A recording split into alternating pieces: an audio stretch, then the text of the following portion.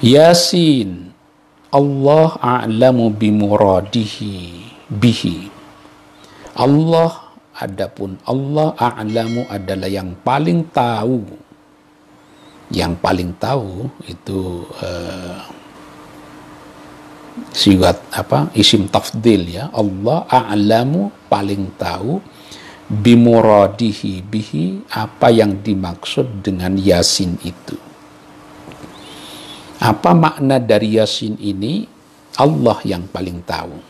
Jadi tafsir Jalalain ikut pendapat yang menyatakan al-huruf al-muqatta'ah, potongan-potongan huruf yang berada di awal surah itu termasuk ke dalam kategori ayat la yu'lamu ma'nahu, tidak diketahui maknanya apa.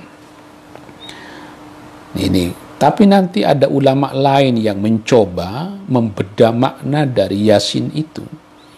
Karena misalnya Ibnu Badis, ada seorang mufassir namanya Ibnu Badis, tafsirnya disebut dengan tafsir Ibnu Badis. Itu di Indonesia mungkin gak cukup populer ya, tapi ada tafsir Ibnu Badis itu. Kata Ibnu Badis, Al-Quran unzila lil bayan. Quran ini kan diturunkan untuk menjelaskan hukum-hukum Allah, menjelaskan syariat Allah. Wala bayana illa bil ifham. Tidak mungkin Quran itu turun tanpa bisa difahami, karena Quran turun untuk menjelaskan. Fakaifa yakunu fil Qur'ani lafdun la yufhamu lahu ma'nan. Bagaimana mungkin ada satu ayat yang tidak bisa difahami maknanya, padahal Quran turun untuk menjelaskan, kok malah tidak bisa difahami. Akhirnya dijawab oleh Ibnu Badis dengan beragam pengertian, rasionalisasi, kenapa ada beberapa ayat di dalam Quran, salah satunya al-huruf al-muqatta'ah, tidak bisa dibongkar maknanya. Tapi nanti di dalam tafsir Al-Mawardi, An-Nuqat wal-Uyun, kalau anak-anak UIN tahu ya tafsir Al-Mawardi. Tafsir Al-Mawardi memberikan takwil terhadap kata Yasin itu sampai ke dalam 6 tafsir takwil terhadap Yasin. Kata Al-Mawardi, pertama, Yasin itu ismun min asma'il Qur'an. Yasin itu adalah nama Quran. Qalahu Qatadah. Ini dinyatakan, pendapat ini dikemukakan oleh Qatadah yang menyatakan bahwa Yasin itu ismun min asma'il Qur'an, nama dari Al-Quran. Ada yang kedua menyatakan Yasin itu ismun min asma'illahi ta'ala, nama dari Allah subhanahu wa ta'ala. Makanya di dalam tafsir mana itu? Tafsir Ibnu Arafah dinyatakan la yambaghi an yatasamma biyasin. Tidak layak orang itu punya nama dengan nama Yasin, karena nama Yasin itu adalah ismun min asma'illahi ta'ala. Itu nama Allah ta'ala. Nah, yang menyatakan Yasin itu nama Allah adalah Ibnu Abbas misalnya. Ada yang menyatakan Yasin itu fawatih min kalamillah, itu hanya pembuka dari firman Allah. Jadi pembukanya menggunakan potongan-potongan huruf, sama dengan potongan-potongan huruf yang dimiliki oleh orang-orang Arab pada umumnya. Orang Arab mengenal ada ya, mengenal ada sin, ada kaf, ada ha, ya, ain, shad, ada alif, lam, mim. Potongan-potongan huruf ini dikenal oleh masyarakat Arab. Tapi sekalipun dikenal, mereka tidak akan sanggup membuat redaksi seperti Al-Quranul Karim. Tapi ada yang menyatakan Yasin itu adalah innahu Muhammad. Jadi Yasin itu adalah Muhammad. Ini dinyatakan oleh Muhammad Ibnul Hanafiyah. Kan ada sebagian yang menolak tafsir ini, nggak apa-apa. Tapi ada Muhammad Ibnul Hanafiyah yang menyatakan bahwa Yasin itu nama lain dari Rasulullah Sallallahu Alaihi Wasallam. Itu ada di dalam Ad-Durrul Manthur, ada juga di dalam tafsir Al-Mawardi yang dinyatakan kata Rasulullah sallallahu alaihi wasallam, "Innallaha sammani fil Qur'ani bi sab'ati asma'in." Allah menyebutku, menamaiku di dalam Quran dengan 7 nama. Yang pertama Muhammad, yang kedua Ahmad, yang ketiga Taha, yang keempat Yasin, yang kelima Al-Muzammil, yang keenam Al-Muddathir, yang ketujuh Abdullah. Itu nama-nama yang dipakai oleh Allah untuk menamai Rasulullah sallallahu alaihi wasallam. Makanya kalau kita membaca salawat itu, salatullah, salamullah, kan ada ala Taha Rasulillah, ala Yasin Habibillah. Jadi Taha dan Yasin itu adalah nama dari Rasulullah sallallahu alaihi wasallam. Ada yang menyatakan Yasin ini adalah kependekan yang kalau dilebarkan artinya adalah ya insan, wahai manusia. Pasti yang dituju adalah Rasulullah sallallahu alaihi wasallam. Ini kita baru berbicara mengenai Yasin, belum bacaannya ya. Karena bacaannya juga beraneka ragam. Ada yang membaca Yasin, ada yang membaca Yasina, ada yang membaca Yasa, Yasu, Yasi, ada yang membaca Yasin langsung diidghamkan dengan wal Qur'anil Hakim. Ada yang Yasin diizharkan, tidak diidghamkan kepada wal Qur'anil Hakim.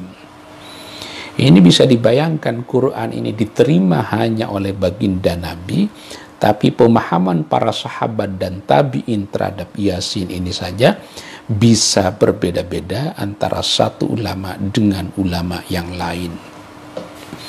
Walaupun nanti ada beberapa ulama yang menolak, misalnya nggak ada tuh hadis yang menyatakan bahwa Yasin itu adalah nama dari Rasulullah, nggak apa-apa.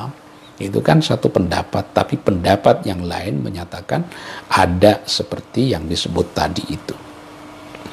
Jadi keanekaragaman penafsiran itu biasa di dalam studi-studi tafsir. Tapi tafsir Jalalain menganut satu pendapat yang menyatakan hanya Allah yang mengetahui kandungan makna yang dimaksud oleh kata Yasin itu. Wal Qur'anil Hakim,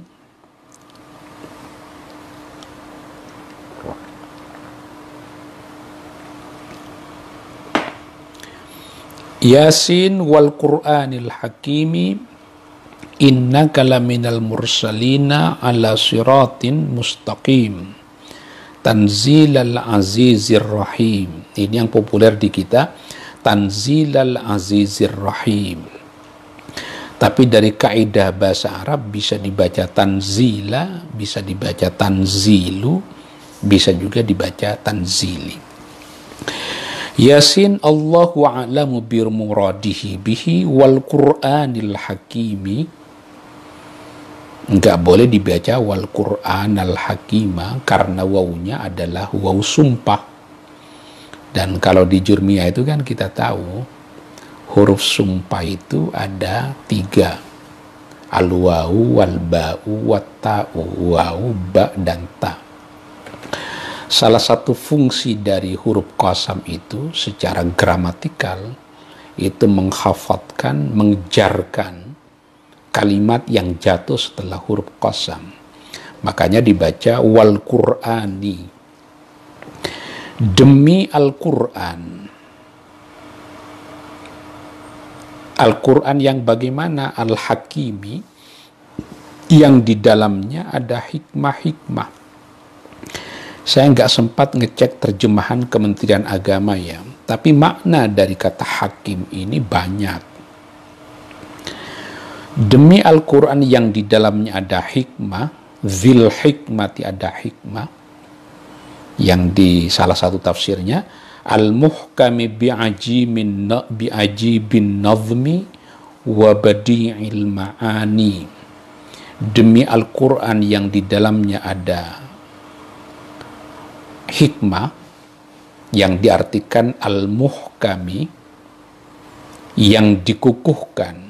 Al-Quran demi Al-Quran yang di dalamnya ada hikmah, Quran yang dikukuhkan, diperkuat dengan apa?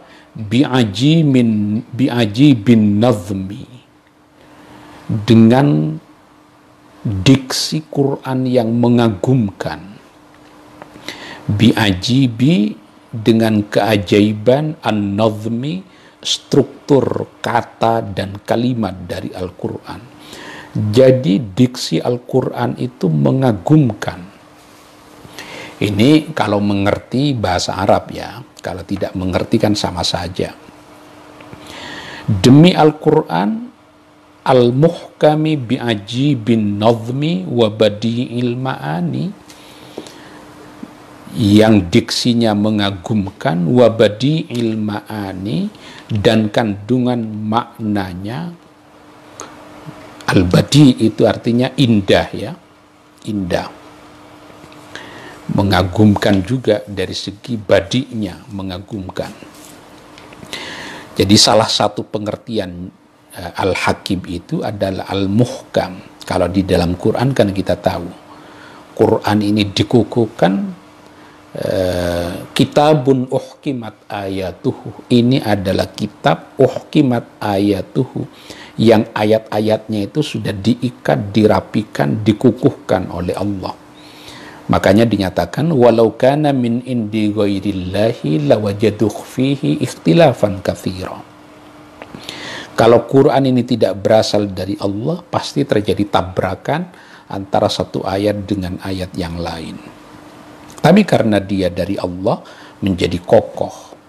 Itu kalau kita mengartikan Quran sebagai muhkam. Tapi Quran juga bisa sebagai muhkim. Misalnya di dalam Quran dinyatakan hadza kitabuna yantiqu 'alaikum bil haqqi.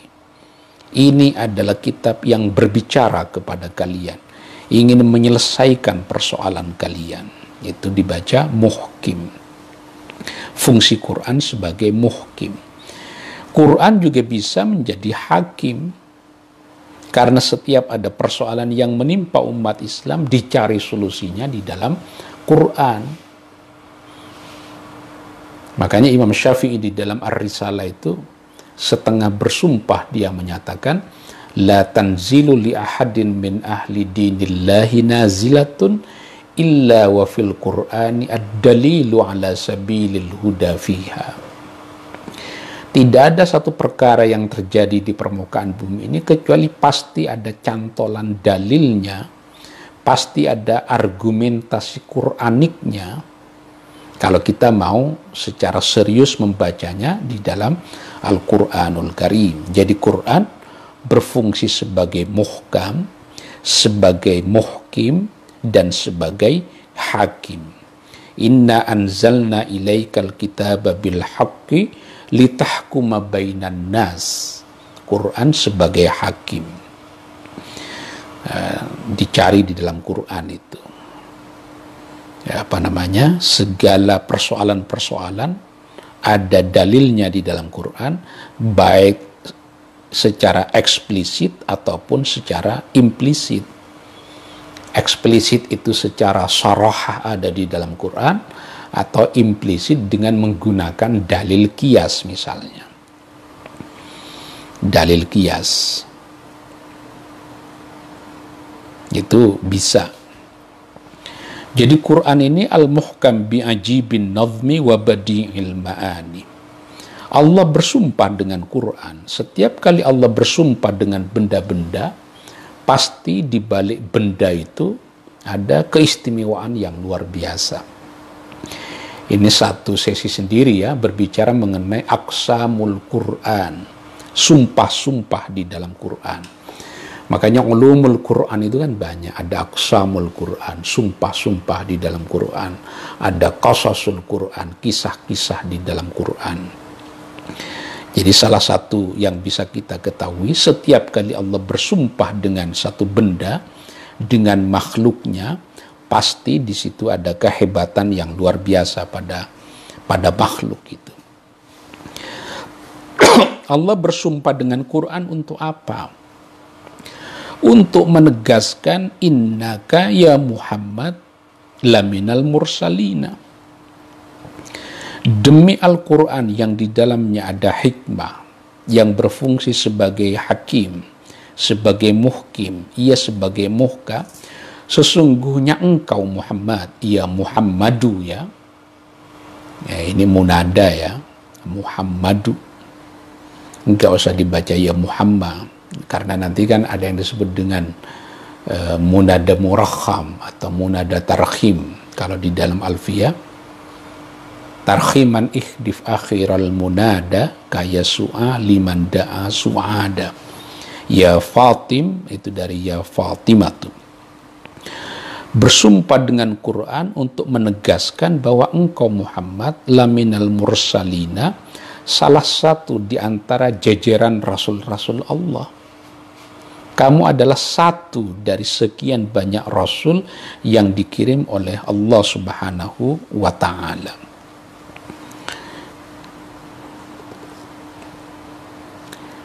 Dikirim untuk apa? Diutus untuk apa itu? Ala muta'allikun bima qablahu. Jangan lupa setiap huruf jar itu pasti ada ta'alluqnya, ada kaitan dengan lafaz sebelumnya biasanya. Diutus ala muta'allikun bima qablahu, ala itu berkaitan dengan kalimat sebelumnya yaitu al-mursalin. Seluruh para rasul itu diutus ala siratin mustaqimin, untuk selalu berada pada jalan yang lurus. Apa itu? Tariqil anbiya'i qablaka. Engkau diutus Muhammad untuk berada pada jalan para nabi yang sudah ada qablaka, sebelum kamu.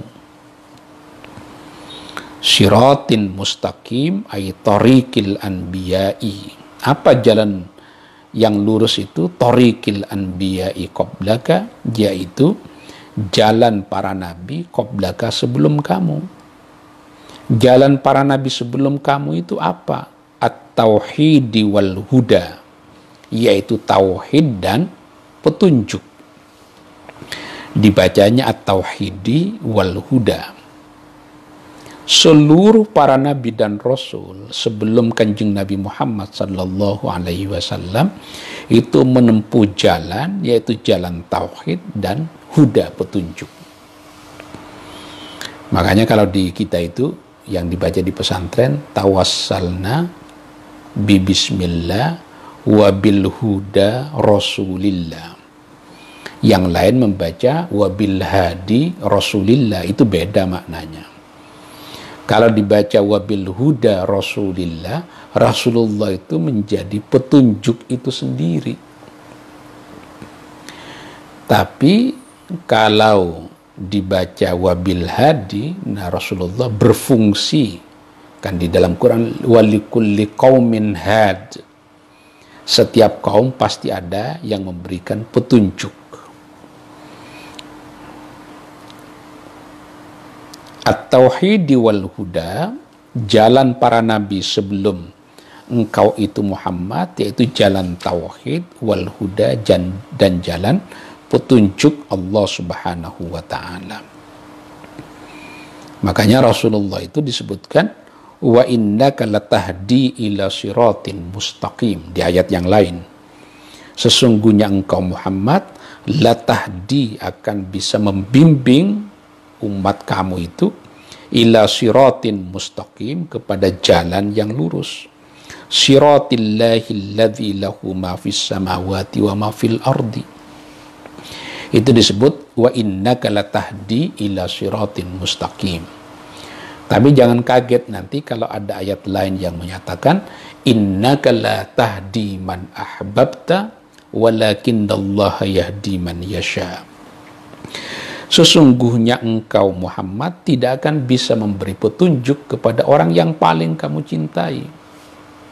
Walakinnallaha yahdi man yasha, yang bisa memberikan petunjuk bisa menginjeksikan keimanan ke dalam hati seseorang itu hanya Allah Subhanahu wa Ta'ala. Nabi tidak bisa.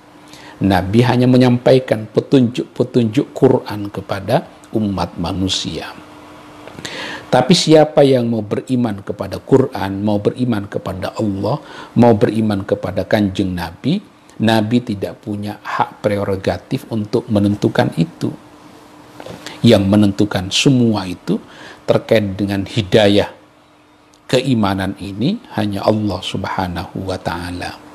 Makanya tidak semua saudara kerabat Nabi itu beriman kepada Nabi. Yang sering saya cerita, Abu Lahab tidak beriman pada Nabi. Itulah jalan para rasul, mulai dari Nabi Adam sampai kepada Nabi yang terakhir, membawa ajaran tauhid, membawa petunjuk kebaikan, petunjuk etis, ini kebaikan. Makanya Rasulullah disebut laminal mursalin. Engkau Muhammad hanya salah satu dari Rasulullah itu. Di ayat yang lain dinyatakan, Qul ma kuntu bid'an minar rusul. Jangan katakan Muhammad, aku yang pertama.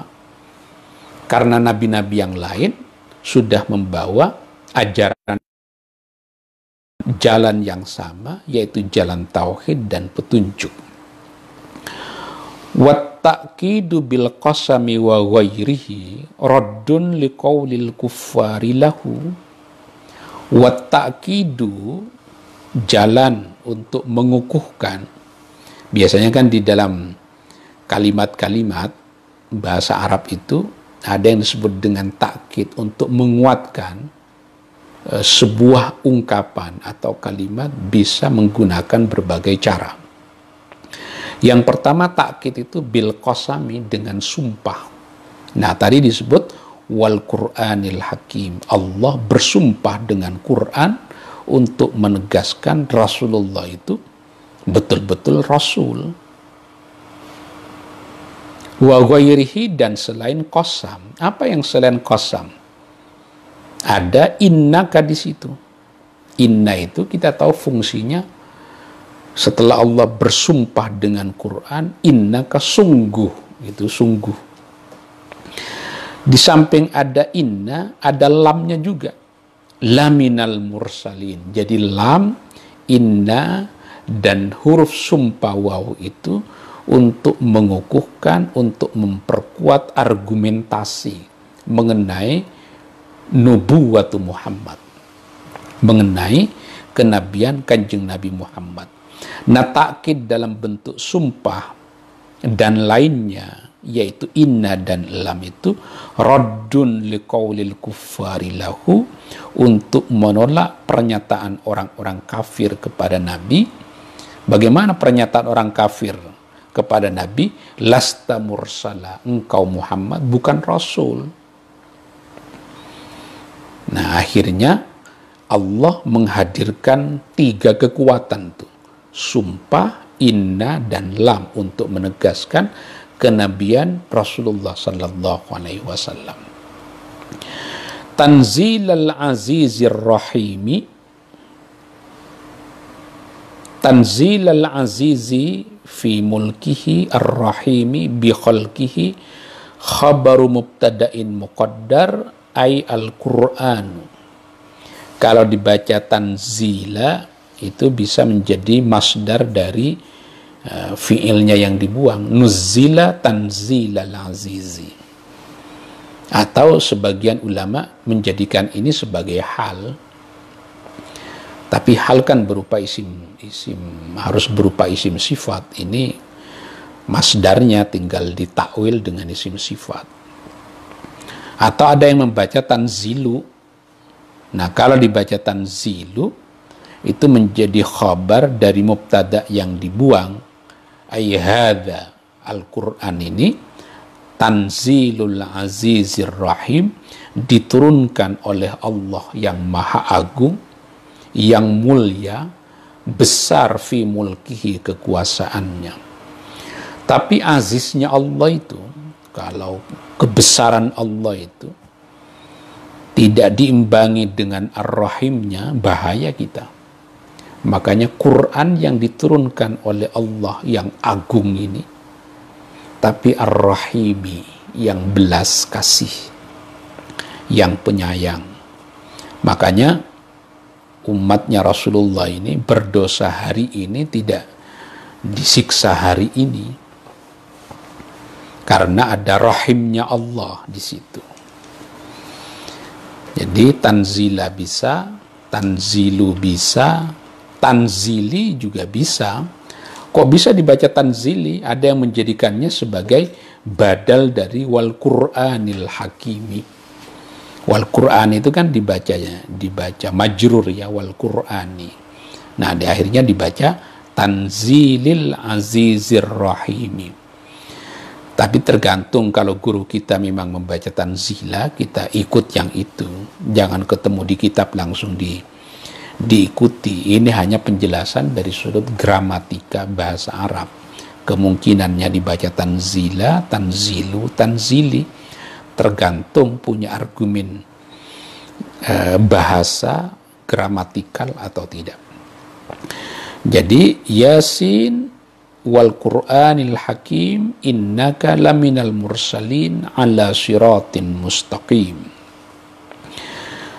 Allah bersumpah dengan Quran bahwa engkau Muhammad menjadi Rasul Allah untuk selalu berada pada jalan yang lurus. Al-Quran itu diturunkan oleh Allah yang maha agung, yang maha pengasih. Itu kalau diringkas kira-kira begitu. Tapi udah jam 9:15.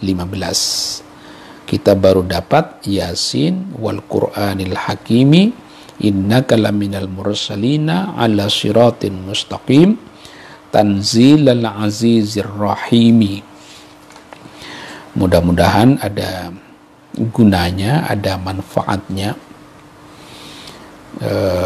Teman-teman yang tidak bisa mengikuti pengajian live melalui Facebook saya ini, nanti bisa mengikutinya melalui channel YouTube saya. Itu sudah bisa diikuti di situ. Mudah-mudahan pengajian ini tetap ada manfaatnya, ada gunanya, ada barokahnya, menjadi tambahan ilmu pengetahuan kepada kita. Jadi lagi musim virus kayak sekarang, kita isi dengan hal-hal yang bermanfaat buat kita dengan cara mengaji Al-Quranul Karim, mengaji sumber rujukan utama kita sebagai orang Islam, yaitu Al-Quranul Karim. Habis itu baru hadis sunnah dari Rasulullah Sallallahu Alaihi Wasallam. Mudah-mudahan ada gunanya, ada manfaatnya. Kurang lebihnya mohon maaf. Hadanallahu wa iyyakum ajma'in. Wallahu yuwaffiquna ila ma fihi khairul Islam wal muslimin. Wassalamualaikum warahmatullahi wabarakatuh.